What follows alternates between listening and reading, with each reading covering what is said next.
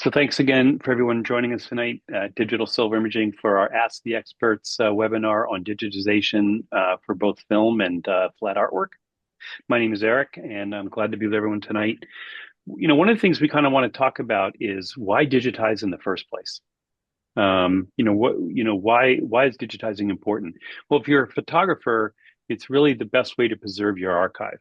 Um, you have careers worth of negatives that you have shot, and you want to actually get them scanned at the best possible resolution. So, one of the ways of doing that is through our system, or if you have a system of your own, you can do that as well. But it's also just incredibly important that you are digitizing your archive at the best possible resolution. Another reason would be that you are thinking about making print sales from your 35 millimeter film or whatever film you have, um, and you don't have access to a darkroom anymore. So digitizing your film and being able to make really high quality prints is important part, might be an important part of what you're trying to do.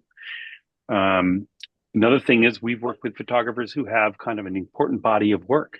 It might be like our local friend Andy Caulfield, who had some photographs of Madonna. We helped him digitize all that work, and he's been able to produce some books and print sales from that. The other stuff we often do for people is we restore images, old family photos that have been damaged, faded, torn, whatever. That's another reason why you might want to digitize it. Maybe there are a number of people in the family. There's only one copy, and everybody wants one. Um, and obviously, if you're a painter, the importance of digitizing your work is, if you want to get it up online and get more people to be able to see what you do and share it with a larger audience, digitizing your work gives you the opportunity to do that and make really good fine art G clay reproductions of your artwork. That's also important. Um, and I think that one of the advantages we're going to talk about with our system is that the we're shooting with a very high quality camera, and that enables us to keep the file size consistent through all your work.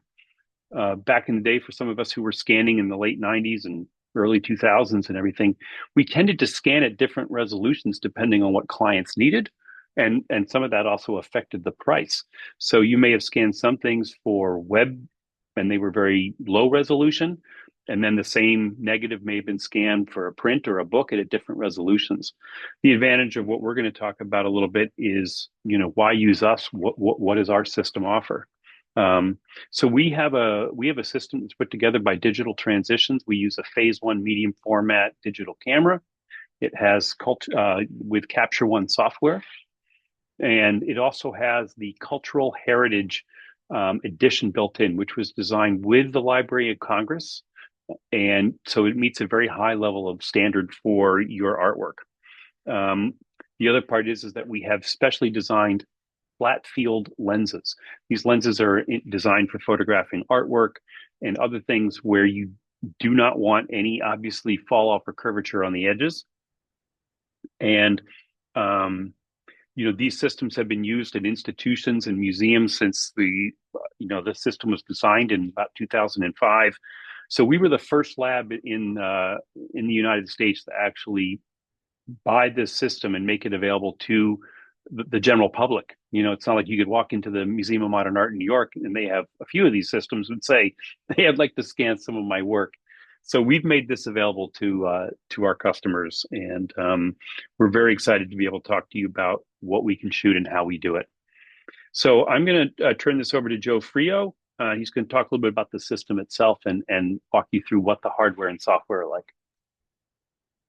Yeah, so like Eric said, we have a medium format phase one camera with 150 megapixels. So the difference we're capturing with something like that versus a scanner is it's a massive raw file at the moment of capture. Where when you scan, it's a TIFF or a JPEG, depending what you choose. But having that raw file, uh, that means we can pull out so much information from the highlights and the shadows. Um, in one scan where you might have had to do a multi-step scan on a flatbed, which it takes a lot longer than this and still doesn't get the same range. We do have flat field lenses for the flat lay work, and that means that there's no distortion, there's no curvature, there's no, you know, lines getting skewed and stuff like that. It's very true to what you actually either painted or drew or just have. We also have a transparency lens by Schneider. It's meant for so it has multiple different tube extensions. So it zooms in super tight, no loss in quality on either medium format or even down to a 35 neg. And then we shoot that with special LED color balanced lights. So not like high powered strobes. We're not giving off any harsh light. And the color accuracy of those means that the color accuracy that we're getting is top notch. And then for film, we have a similar style light box. So we're shooting straight down, and Nick's going to show you that later on, straight down into a color balance LED light box. And then Nick is going to tell you a little bit more about some of the tools that we use when we're shooting. Nick, you're on mute. Sorry about that. Thanks, Joe. And like Joe and Eric had both mentioned, lots of tools and equipment that allow us to make sure that everything is true to life and as accurate as can be. But one thing that we end up using for both any sort of transparency like film or flat lay art is like a laser level. It's we put it down onto our shooting surface, whether that be the film stage here or a piece of white dye bond.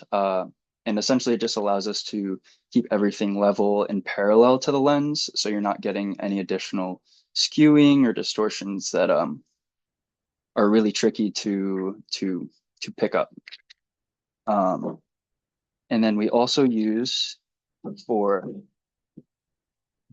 our art reproduction, we use a color checker that we're using, or that we're actually photographing, and then using digital overlay in our Capture One software to then match it up to the photograph that we're taking initially for it. And then two, for art reproduction, for if you have a painting or a drawing that's using any sort of like metallic shines or like glossy surfaces, we then have polarizing filters for the lens as well as the lights that help to cut down on a lot of the glare that gets tricky with like glossy or shiny materials in pieces.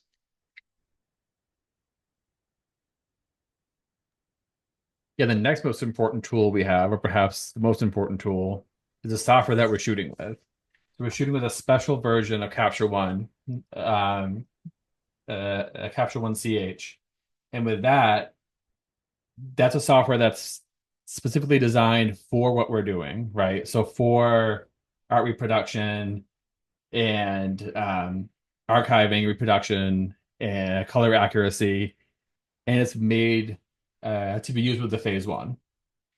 So this is that same software that we're talking about that's used by the Library of Congress and all these places because it is the way to get the truest. Um, so with that being said, in this software, we have our live view and tether that Nick's going to show you guys in a little bit.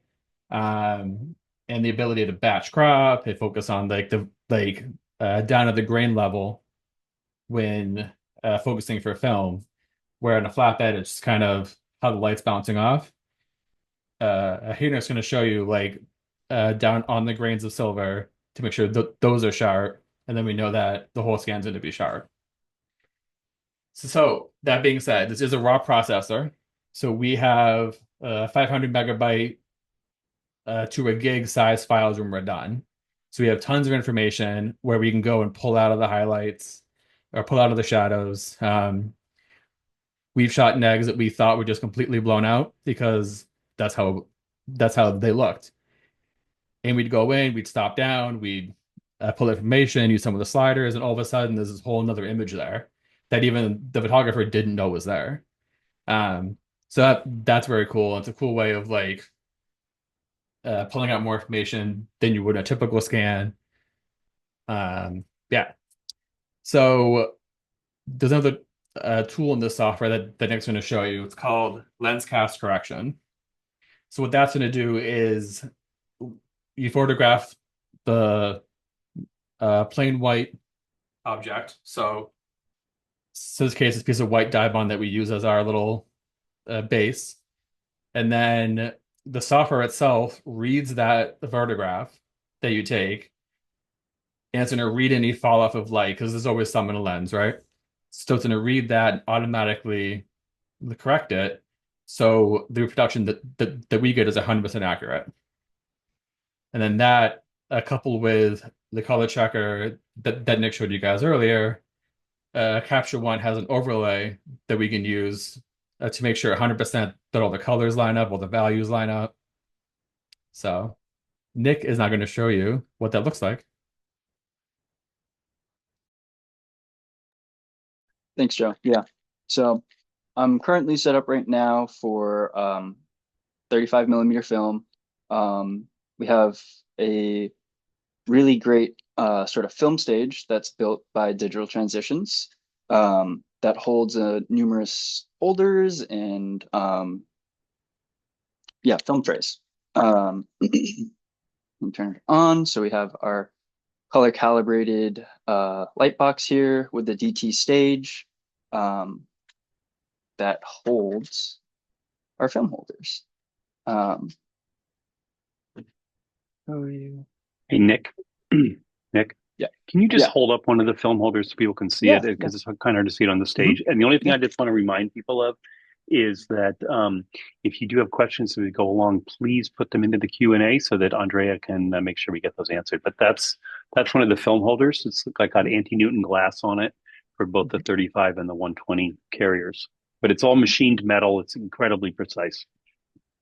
And another great thing too with these negative holders that I've been able to work with is they hold the sides, the sprockets, on both 120 and 35 really well. So if you have like older film that's maybe curled a bit, it keeps it flat, which is we found to be really helpful. Yeah. So Nick, I want to also, interject one other thing there. Sorry. mhm. Is that the nice thing about the 35 and the 120 holders that we specially ordered is that they will show the full frame. So it does not crop into the negative at all. You can, if you want to see your black film borders or any film border on this system, we can do it. Thanks, Nick. Sorry. Yeah, of course. Also, too, before I load up, I so like we had talked about before, we have our laser level that I will set to the film stage. So if there's any uneven ground or you know the surface that we've set up on is a little bit askew, I can put on our blank lens filter cover and lock in the laser level. And then I can make fine adjustments to have the lens and um, our sensor and our shooting surface be as parallel as they can be. Just so, again, there's no distortion or any sort of skews in our frame. Okay, and I'm going to share my screen so I can show you guys the software that we're using now that I'm all set up. So you can kind of see the process of it all. So this is the interface here. What's great is it's both, again, Capture One's both a raw processor and a tethering software. So I get to see what I'm doing as I'm doing it. So here you can see I'm just kind of getting a frame, or I'm getting my negative frame. And then to our phase system is completely hooked up to this um, this arm that's motorized that we can bring it up, bring it down, and I can make really fine sort of micro adjustments and then move it out for larger film formats or any sort of art. And so the first sort of step, I've kind of gotten it all framed up. And like Joe had mentioned, the lens cast correction tool, I'm going to set by taking my film out and then sort of finding this neutral gray, this sort of uh, darker exposure to essentially tell the system or the software um, to monitor this one exposure. Um, sorry. And what I have here are I have some lab readouts here telling me my exposures. They're fairly even on this light box and with the setup for 35 millimeter. But what the LCC is going to do for me here is it's going to digitally even out any inconsistencies in my readouts. Uh, and so once this is all set, I'm then going to bring up to what I would normally digitize the film at, which would be around a 20th of a second. And I'd bring it back into live view. I'd make one exposure, actually.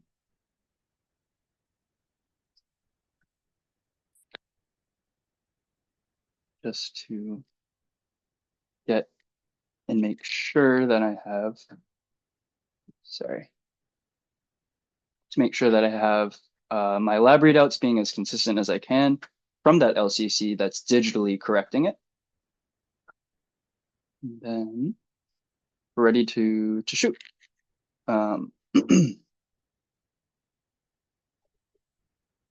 So I have my frame ready. I'm going to shoot the second frame here. Dust off our negatives. Okay.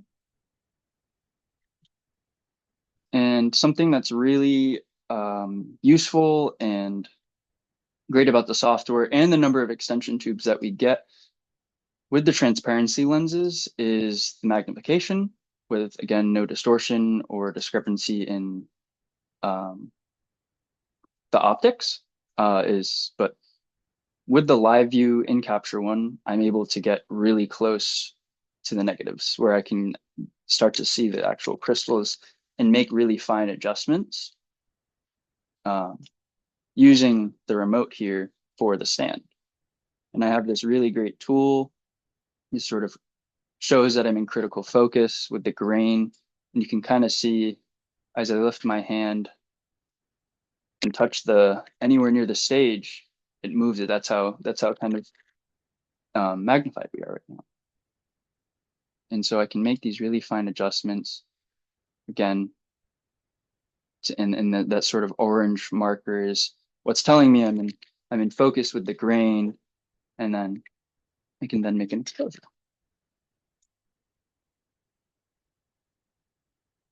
Get out of live view. And so now I have a scan negative. It's really great too, again, is we can then start to process in large quantities, especially. It's really helpful because we have a lot of these in-program tools that are adjusting the files as you know as we see them in their raw state. It's really helpful in large quantities where we can do multiple frames at once in these large batches. You have tools like this one here that I've selected that is, it helps to level out our frame and just make sure everything is, it's essentially like a rotation tool Um, I can then crop if I were to have multiple um, captures here. But software is allowing me to edit as I go or to work in batches. And Nick, yeah, we are getting quite a few questions, I think, that are yeah, apropos to a lot of the issues that you're bringing up. So I'm wondering if I can interrupt your flow here a little bit. yeah, of course. And let's see, we just have a few questions here. Um, so Susan asked, "Can you see Yeah. the sprocket holes in the frame?" I think that's pretty obvious that you can. And can Wait, we I'm sorry, what capture was that, Zach? the sprocket holes? Oh yeah. So I can crop a little bit further out. Yeah, you can see uh all of the sprockets if you'd like. Um, I'll show you a sort of crop with that. But yeah, that's another really great thing with these holders that Eric had mentioned that you're able to see again that full frame if you want a thin black border, if you want all of the sprockets, if you even want the frame number too. And Yeah. can we do that with like transparencies as well? Like if they're an amount? Um, so yeah, you still get a black border with transparencies that are an amount. If you even wanted the sprocket holes on those as well, we can take them out of the holders and then put them in the 35, like this carrier that you see here. And Jim asked, is there a special method with 4x5 film to keep it flat? So yeah, there's a couple of ways. We have a dedicated 4x5 holder that I believe is similar to what you'd get with like an Imicon. So it's a very thin sort of malleable magnet. Um, but another way that I found that if you want to keep 4x5 flat, and if you'd also like to have the film borders, is we have an 8x10 negative holder that is essentially you're able to sandwich a negative in between two pieces of anti-Newton ring glass. Great. I have a Yeah, couple more questions here, and then yeah. you can finish up. But Yeah. um, so can we scan single frames? That's Anne asked. Can we scan a single frame or also strips or contact sheets? Yeah. We can. What's again great with the system is its flexibility. So what we would do for a contact sheet, for example, is we put on our flat field lens and shoot with the contact sheet directly down on the light table. So that's a really quick, efficient way to scan contact sheets and also get a really large file to look through the previews. Um, yes, yeah. And we can also do, we have done strips before, um, like individual strips. Yeah. So what about odd size negatives like 617 or Widelux hmm negatives? Yeah. We've worked with a number of sort of non-standard film sizes. We actually did some 6x17s the other day. Um, Working, yeah. They you ended up having a file that was 45 inches on the long side, which is pretty great. So we can do 6x17, we can do 8x10, we can do like wide lux, so the panoramic 35 millimeter, and then we've gotten some cool like 3x4 really old like land camera negatives before. Yeah, those are really interesting. Mhm. So my good buddy Bruce asks that well, actually, he says that he has some badly water damaged negatives. Any recommendations for cleaning? He's used PEC 12, but it's pretty nasty stuff, as he says. And they also have all his slides have a lot of dirt and dust. And besides Mhm. compressed air, any other thoughts on cleaning negatives like that? Maybe Joe can Um, come in here yeah. too. I can chime in on that because we did have we on the if they're really kind of old and in bad shape or any water damage, I mean, frankly, you could just go through the process of rewashing your film, and using oh, what's that great photo flow at the end and trying to just get them clean that way. I mean, that is one way you could do it, would just be to rewash everything because I know you don't really want to be scrubbing negatives with PEC 12. It's a great film emulsion cleaner, but I wouldn't go crazy on it. And we're trying not to manhandle these negatives depending on their condition. So we don't do a lot of wiping. We are really just using compressed air to blow off any visible dust. And then if there's anything big, we can just take care of that in post. It's a little safer that way, is our opinion. Yeah, I think we've pretty much covered a lot of that. So Great. You can take it away, Nick. Yeah. Thank you. Thank you for the questions, guys. Those are really great. And thanks, Doc, for facilitating that. Yeah. So sort of towards the end of our process here with if you were to bring in 35 millimeter. So we've gotten it all shot. We've checked all of our lab readouts, making sure that across the scanning surface we're even, the light is even, the tones are even. And now that I sort of have this shot here, and I'll use the sprockets as an example with, I'll keep it cropped, try to even it just a little bit, is the ability now that we can go in process as we go. So here, in the cultural heritage suite, we have different modes and different, presets and all of that. But we like to use our, file to file. We're doing a sort of a custom edit. So up in the top left corner here, I'm going from the photography mode, and I'm actually just going to flip it with a film negative. Sort of, it inverts it for us. And then I have a lot of more common tools that you might see, like levels. I can then bring in the black point a little bit to,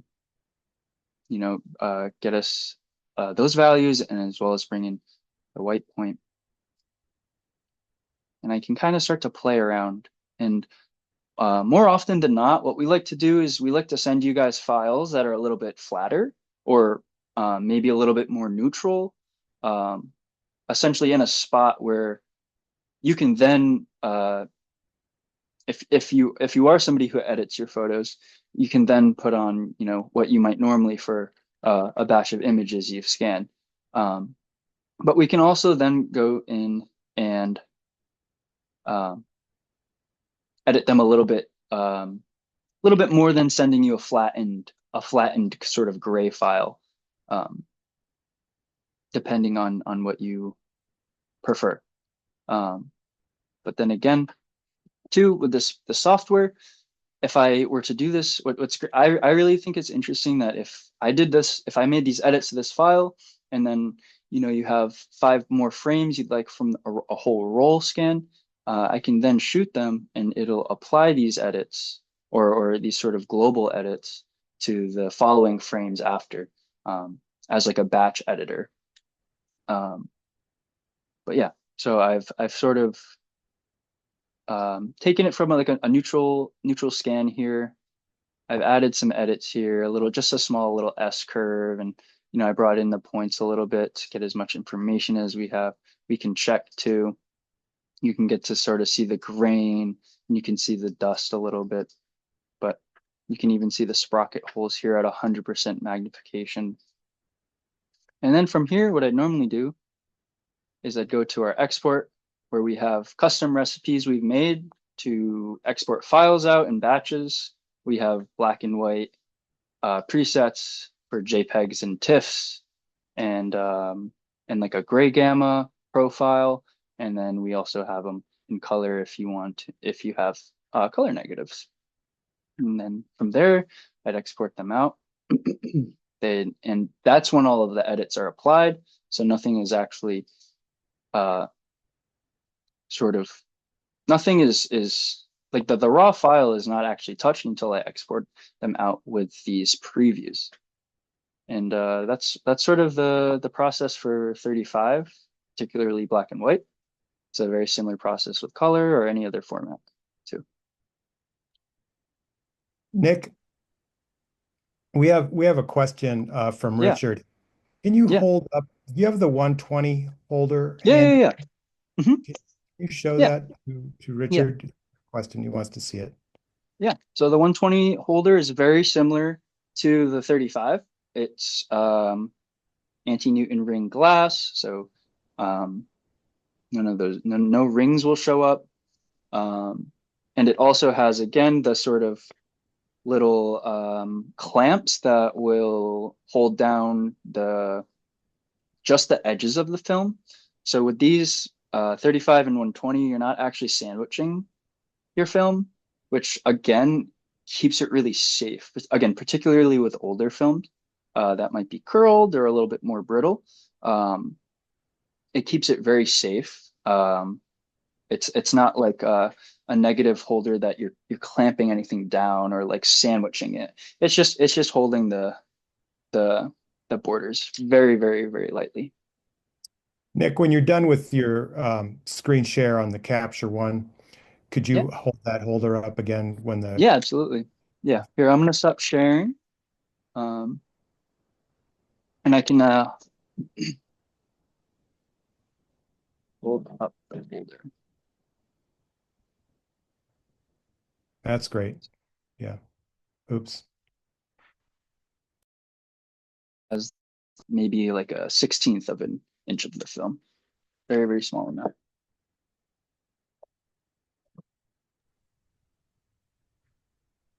Uh, Nick, I have Yep. another question.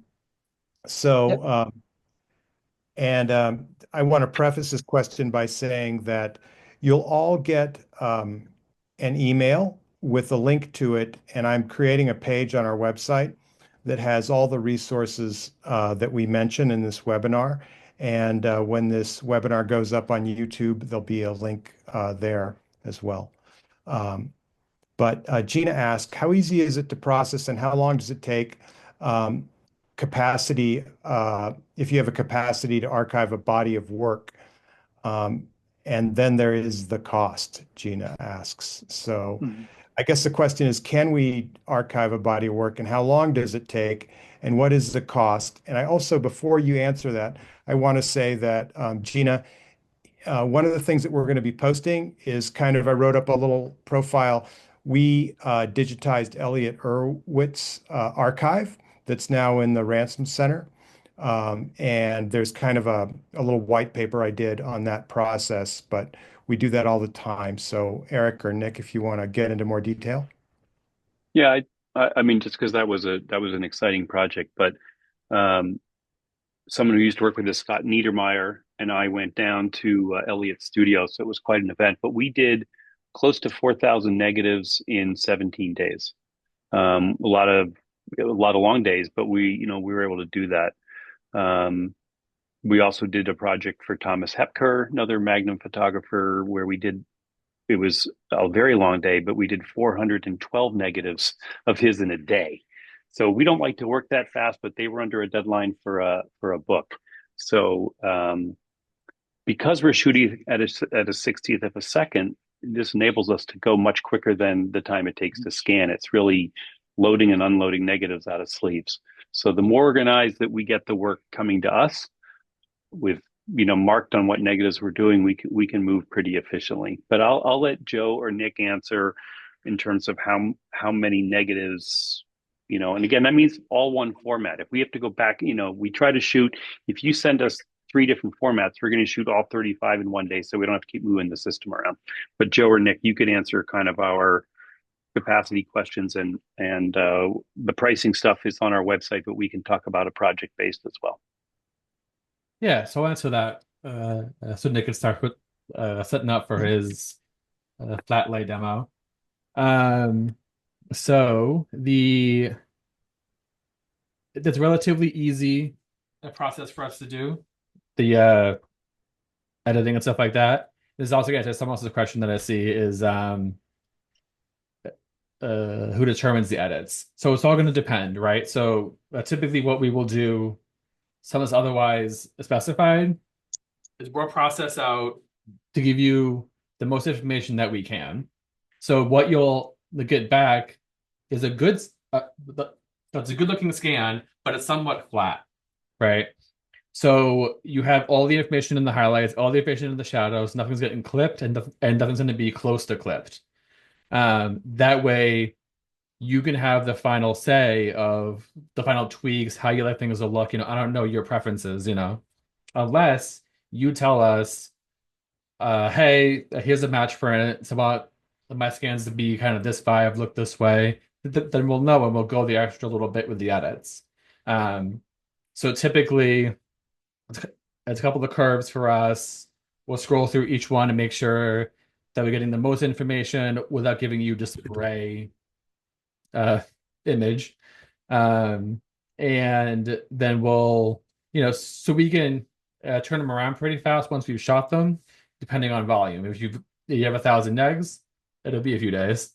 Um, but the faster things is pretty easy for us um, to work on.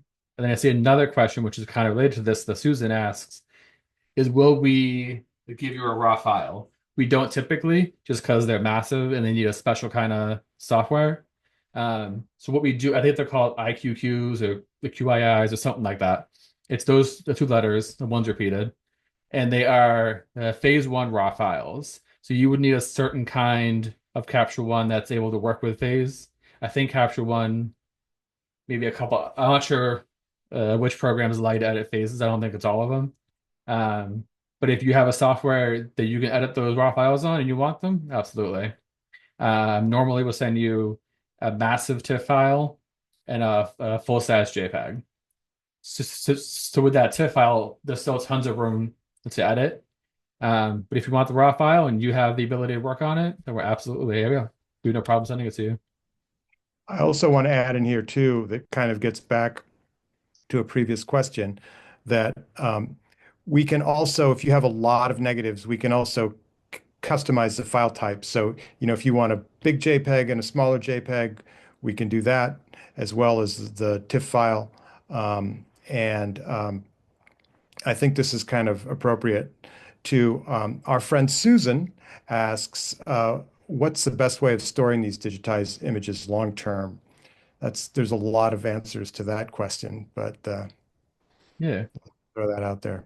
Um, so I would recommend an external hard drive first. It's kind of like the first step of safety, not your computer. So not on your computer. It'll fill up your computer, and your computer's uh not the safest place to put stuff. Um, so an external hard drive is the safest thing. And with any storage device or storage system, the number one thing you want is something redundant. So if you have it on one drive, you have it on two drives. So if one dies, you just grab the next one. Um, there's the other option of a cloud storage. I never got into cloud stuff just because our files are big. We have a lot of them. It gets pricey quick, though the prices are coming down. So at the very least, an external drive, solid state is safer, slightly more expensive, but still getting cheaper every day. Um, so a redundant hard drive or hard drive system is how I would store these long term. I'd like to jump in and just answer the two questions up there from my friend Gulnara from New York. So we can scan contact sheets. We have a sort of if they're on 8 by 10 sheets of paper, we can actually scan them. We have a sort of a very small scanner that we could sort of rapid scan them. They're not going to be high resolution. They're going to be a smaller, like a JPEG file, and but we can do that fairly economically. And then if we were to make, like Nick was describing earlier, laying negatives onto the light table and shooting that, you'll have a very large file to look at on your screen. Um, so, but if you said, "Oh, I want to make an enlarged contact sheet," like people did in the back in the day, we could make a contact sheet of that for you as well. I would suggest that just using the digital preview, like Joe was mentioning, how high resolution it is, you can really see these quite large on your screen. That's And true. if you want to ask, Robert asked about shipping batches of negatives to you. We do have if it's a lot of negatives, we have a Pelican case that we can ship you, and then you can put your negatives in that case and ship them to us so they travel nice and safe.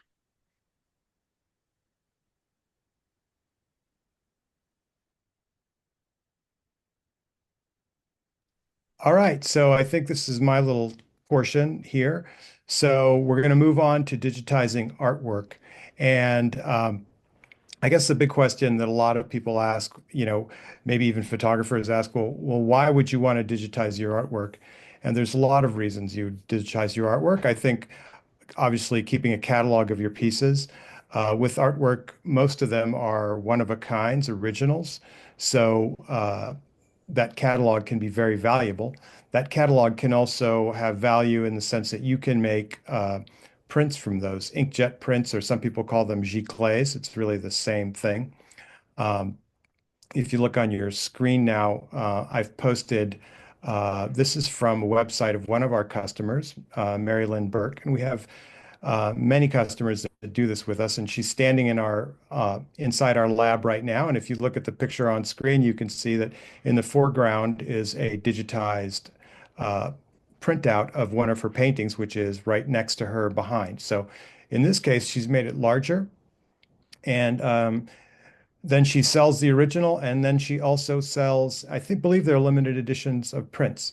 But I'm also going to post a link to Mary Lynn's site um, in that blog post, and you'll get that also in the follow-up email to the webinar. Um, we also can do other things with artwork. So let's say you have a damaged photograph or a damaged piece of art that you want restored. We can duplicate that piece of artwork digitally, and then we can take that digital replication and go in there in Photoshop and our people, Joe and Nick, are very skilled at doing image restoration, and Annie as well. So they would all go in, and we've done some, I got to say, some pretty amazing things, in digital restoration, like taking tears out and actually even filling in pieces of a wedding dress and some other really complicated digitizations like that. So I think that pretty much covers why you'd want to reproduce your artwork and the kind of flat artwork we can do. So from that point, I'm going to let Nick take it away, and he's going to actually do a demo. Thanks, Zach. Yeah. Um, like Zach had mentioned, again, we able to do all kinds of flat artwork and paintings. And if you have a charcoal drawing or a collage, any sort of artwork like that, or even like old darkroom prints. We recently did some old C prints for somebody who no longer had like negatives. And what we did is we digitized it, and then we restored it with because it had yellowed a little bit and it had faded, so we can do things like that as well. Well, I guess I can also too tell you a little bit about the system. So it's the same phase one back, just with one of the Schneider flat field lenses that was made for artwork. And now I've kicked on these DT lights that we have on these arms back here, these 45-degree angle arms, that'll ensure even, consistent light on our shooting base, which is just a white piece of aluminum composite type on. Yeah, set this up. Also going to share my screen again, just so you guys can kind of see that process, which is a little bit different for art, but using the same software and the same sort of tethering process. So I'm going to throw the phase back into its live view here. I have one of our clients' works. little illustration. And I'm actually now with the remote bringing the phase back up, further up on the arm, so we can fit everything in frame. Right now I'm just sort of getting an initial shooting height, so I can set things like the focus, so getting up really close, and just extending out my focus indicator and making some fine-tuning adjustments before I start to set up my lens cast correction. So again, I'm at 100% magnification, kind of zooming in here. You can kind of see to some of the ink, just sort of gauging a general height that I'm going to be shooting from before setting the LCC or the lens cast correction overlay. And when digitizing artwork, it's important to adjust your height and your focus before setting up these tools that are going to do things like even out the light and ensure an even display, because height will affect just how the light is hitting the camera. So I've set down a piece of plexi just because this piece of art is the board that it's created on is due to the ink is warping a bit. But so I'm going to go back into my live view here. And this is sort of where we'll really start to use the color checker here. And I'll set that in so you can see it in the live view. And then what I'm also going to do is take the laser level. You can see it here. Not going to turn it on quite yet. And I'm going to put this cover over. That's going to allow the laser to bounce back down on itself. So I can ensure that, again, our sensor is parallel to our shooting surface. So it's just going to be dark for just a moment. I'll turn on the laser level. And I'm just going to move the camera on its mounting head. Make sure everything is flat. Take that off. Move away the laser level. And so yeah, color checker would go under the glass. So we can get rid of any sort of tint the glass might give. But so now that I'm at my shooting height and I know I'm roughly in focus to where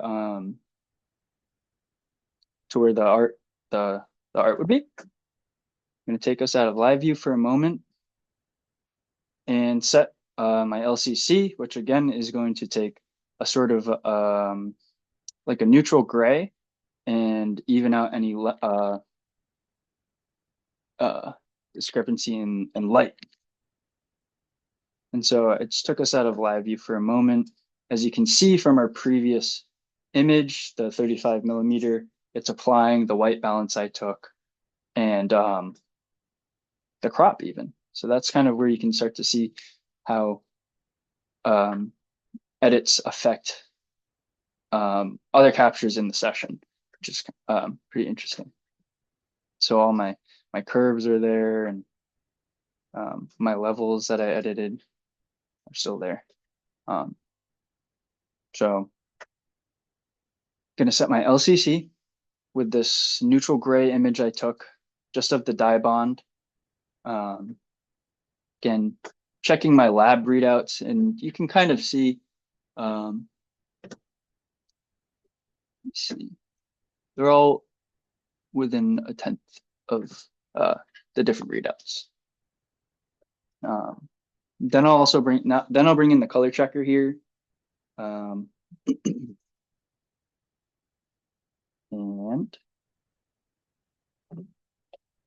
I'm going to look to make an exposure that brings us as close to the color checker in tone and in range to then match it to our digital overlay that is we have communicating with the software. So I'll make an exposure of the color checker. Oh, see, it's still inverted. Totally missed that. Okay, this one too is even flipped. Sorry about that. There it is. Okay. So yeah, see, it was still applying edits I had made to the 35 millimeter we had done earlier. Now here I have my color checker in the software, and what I'm going to do now is I'm going to go into the overlay sort of module, and I get to then sort of apply our digital overlay and sort of try to match it up the best I can to the actual capture we made of the real life physical one. And you can kind of see by lining it up like this, you can see that the capture, the scan that we're making now is really blue. And so what I can do is I can actually just white balance off of the picture, the capture we just took, to try to match it to the digital overlay as best I can. So I just white balance off of it was F5, sorry. Put my white balance tool away. And then I can even too go into the exposure and make just a micro adjustment to bring our capture to match the digital color checker readout. See if you were to go too much. Now our actual, if I just put the overlay away for a second, it's too bright, it's overexposed. But what I can do is again, fine tune it. Nick, So do they you want to blend. screen share the software for a sec so we can see Can you what? not see it? Nope. I'm sorry. Oh, I'm so sorry. I thought you guys could see that. We could see it. Oh, you could. Yep. Oh, okay, okay. Sorry. Oh yeah. So if you couldn't see what I was just doing is I'm digitally adjusting the exposure of my color checker here to match our digital overlay is the best we can. And what that's going to do is ensure a sort of the color accuracy that we get, that we can edit the raw files as we go. And I'm just going to make another capture of that. So we have two in our history that we can then reference back to and to ensure that we have at least one of these saved with the adjustments we made to have it match the digital to the actual physical one here.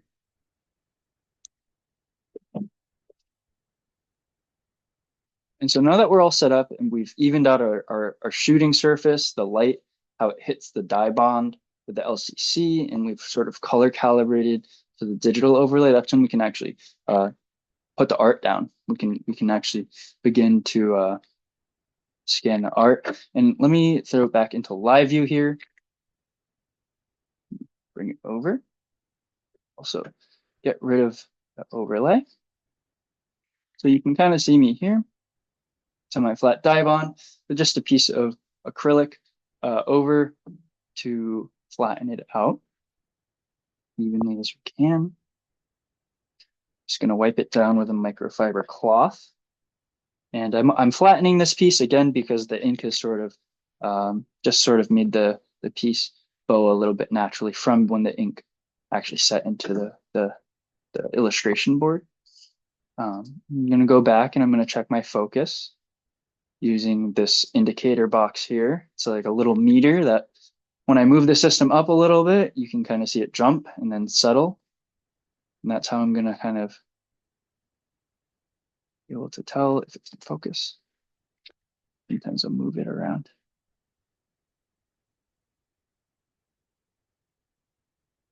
Sometimes I'll make adjustments. Lines itself.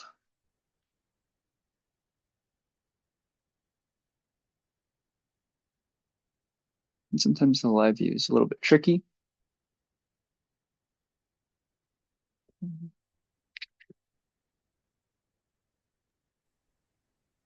Andrea, is it okay if I answer a quick question while Nick is finishing that? Sure. So there's a woman on here named Catherine Stackhouse, who I know very well. And she does a lot of historical family history and documents. And her question is about doing historical documents.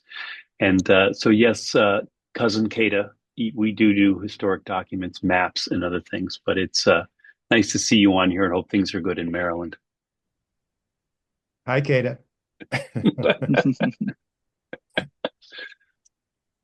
Good question, though. Thank you very much. Okay.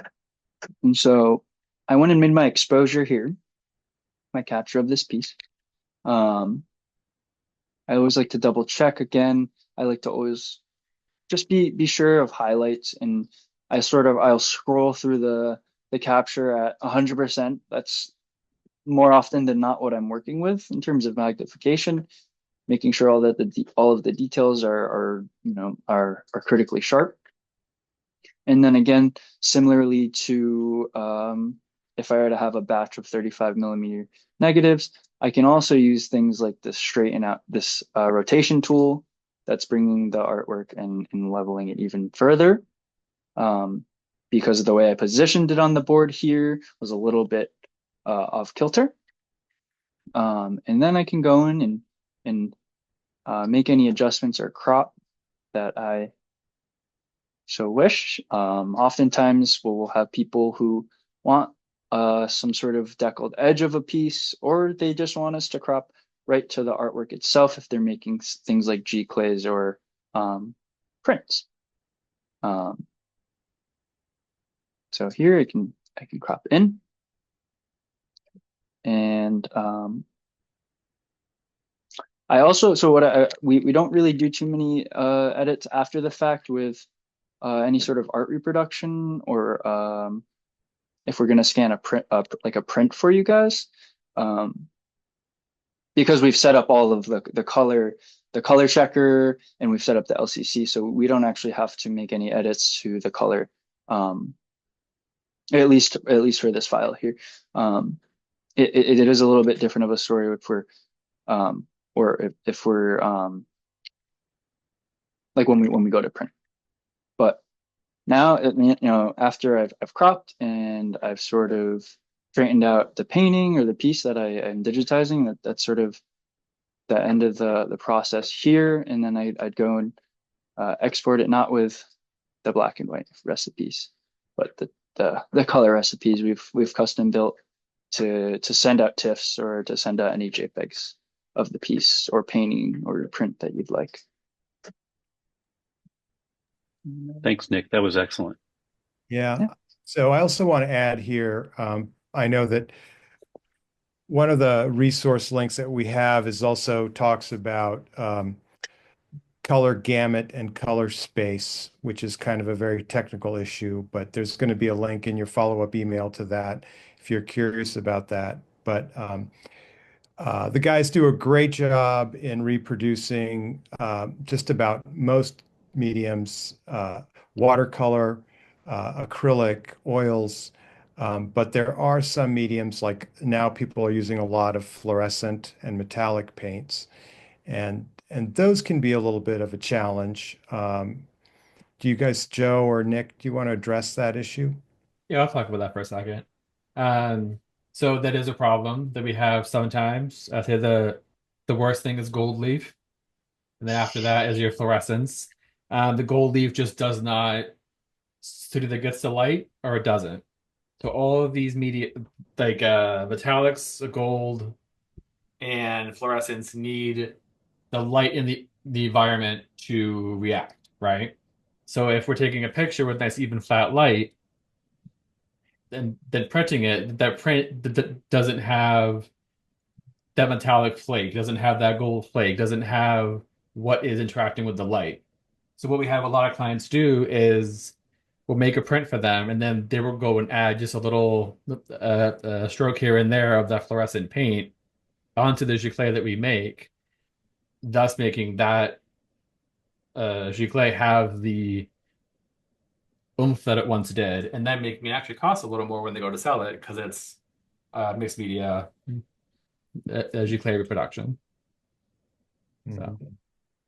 Could somebody make their own digital copy of their artwork and then would we print it for them? they absolutely could. So you would need something like what we have here. It is very hard to get the even light. But if you send us a digital file, we can absolutely print it. We like to make digiclays from having the original, so it's always a good thing to drop off the original so we can color match it. Um, it's harder when we don't have the perfect file that we get from the system, but we can do it. Joe, what if my painting or my print or my piece of artwork is bigger than that area underneath the DT atom? Yeah. So what we do very often is we will take an image or a painting or something that is too large and we'll do it in captures. So we can go up to 4 captures for like your standard rectangular size. For long panoramics, we've done more there, and then we'll go and stitch them together. Um, Sometimes we have very large pieces, so we will take out in our backspace. We'll have a Nikon DSLR that we use, and we'll shoot with color balanced strobes in pieces, and then go in Photoshop and also stitch that together. So we'll shoot So anything. anything, no piece too large. Is you can get it in the building, we'll photograph it. We'll find a way. Okay. We have a few more questions here. I think a lot of questions about the process. Here's a good question. I don't know if we answered this earlier. I might have missed this, but well, I was answering some other stuff. But Robert asked how to ship a batch of negatives to digital silver imaging. I'd Yeah. like So there's to, a couple, yeah, if, oh, go ahead, Joe. yeah, Sorry. Go ahead. that's fine. So there's a couple different ways. If you have a lot, Eric said earlier that we do have a couple Pelican cases that we can send out to you, and you can fill up with either your stacks of negs, binders, whatever. But if you just have one or two, either strips or rolls, um, you want to just package them flat with sturdy backing on both sides. So either thick cardboard, a couple of pieces in a large envelope, a type mailer. The more flat, strong things you have in there, the less it's going to bend. And people do that all the time and they come in safely. I recommend probably UPS or the Postal Service if you want to make sure it's safe. They seem to be the best, I think, with getting stuff here in one piece. Mhm. I think, Um, yeah, that we shy away from FedEx because why is that? Basically, the issue there is unless you use the express service, which if you want to use FedEx Express service, I would trust that. But the ground service division is a contract service. It is not owned by Federal Express. And so you tend to get carriers that are they're all contract workers. So we have been using UPS for the past 14 years, and have had nothing lost, knock on wood, and nothing in shipping. So we've been very fortunate. Um, but yeah, just to reiterate Joe's thing, if you have negative sleeves, like your print file negative sleeves, sleeve them, sandwich them between some cardboard, get a bubble envelope just to keep any moisture from getting in there, and U.S. priority mail, UPS ground, or one of the express services would be fine. So Richard asked, and I know we've touched on this, but I want to specifically kind of, hone in on this issue, which is when we capture film works, are we determining the edit? Is the customer determining the edit? Is there a process? How does that work?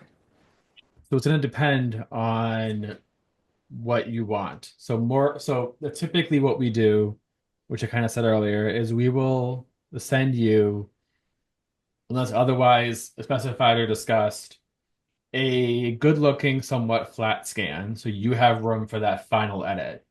Um, we have had people who will send us match prints of either something that we are scanning or something similar, and then we'll edit to match those match prints. Be it one, but they know they want everything to be consistent. We'll make it all consistent, or they'll send us the match prints that they made in the dark from 30 years ago, and they want the scan to match that. We can do that. Um, or otherwise, the people have all kinds of different things that they want, and we'll do whatever you Mhm. like. But typically, it is a nice, somewhat flat scan, so you have the room to do the final edits. Okay, so a couple more questions here. So, oh, Alexander asked, can you break down file sizes? I believe that 500 megapixels was mentioned. Is that the original raw file size, which requires software capture one? And I just want to say, Alexander, that in the follow-up email and in that post, we will post, Nick has come up with a whole chart of sizes and breakdowns of print size and how many megapixels. But I think that it's worth noting that roughly the file size are anywhere from 400 to 800 megabytes as unedited TIFF. So if that should give you an idea, and that's exporting it out of the capture one. So they're very large. Um, yeah, so uh, Ian asked, are there any issues with introducing reflections when using acrylic sheet overlay? Yeah, so no, Oh, because of the way those lights are set up. So they're hitting everything at a 45-degree angle, and the angle light strikes is the angle light reflects. So it's not going to come up and hit our lens. So there's no issue there about that, and it's non-glare acrylic, so that helps also. Yeah. I think Richard asked earlier too, and I think it was direct message, but we do also have polarizers for the lights and the lenses. mhm. Yep. So when needed. So some of those weird paints we talked about earlier, they had to be polarized, or else crazy glares happen, or things with any kind of epoxy over it. Always polarize the lens and the lights. Yeah. Um, so let's see. Uh, I'm going to answer. Somebody asked us to answer the questions that we sent through in the email, and I think the only question in that email that we haven't answered is, my archive is so big, how do I get started? Uh, Eric? Uh, well, how do you get started if you have a very large archive? I mean, I guess it kind of depends. I can tell you that some people that we've worked with have sort of based their decisions on things that were in publications, books, or in museums, if that's the level of photography you have. If it, if you just have all these, like me, I could turn around and show you boxes of negatives that I have. Basically, I would start with just scanning, getting digital captures of your film, and then being able to look at them online and kind of, we can hold on to the negatives, and you can say, okay, from sheet 4, I want negative number 22. And, so you can do a little editing that way. Um, it is, and then the other thing is to maybe work with somebody who does do archive, or somebody who could help you kind of go through and edit your work with you. And there are people who do that. But it is a tricky, where to get started is always tricky. Yeah. Um, yeah. So Jim asked, when submitting, do we prefer TIFF versus RAW? And I'm assuming, Jim, if you're talking about prints, definitely TIFF.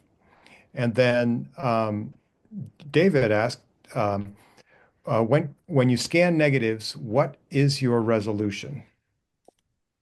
so it's a little David, different. first of all, I just want to say David, because I know David. He's from a good friend from the museum school. But the first thing is, we don't even call it scanning anymore. It is digitizing or capturing. But I'll let Joe answer that question. But glad you're here, David. What I was gonna say is we're not scanning, we're capturing. So yeah, so it's so a forward scanner.